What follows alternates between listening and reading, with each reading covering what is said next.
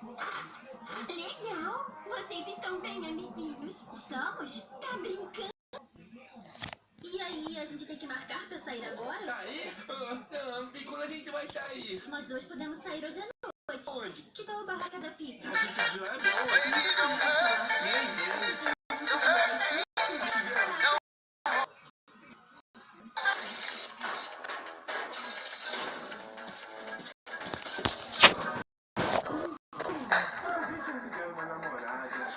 O que? Aqueles amigão tá namorando? Eu vou logo. Era o primeiro do grupo a arranjar uma namorada. Eu sempre fui bonzinho do grupo. Se dão mal. Legal, ter namorada é bom demais. Meu irmão tem 3. Uau, mas muito trabalho. Tem que comprar coisas, conversar. Seu amor, eu vou confessar uma coisa.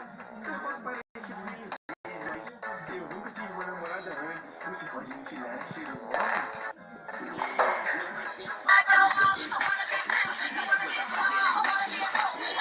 Meu Vou deixar nos trinques. Chegamos, esse aí é o brechó lixo da sorte. Um que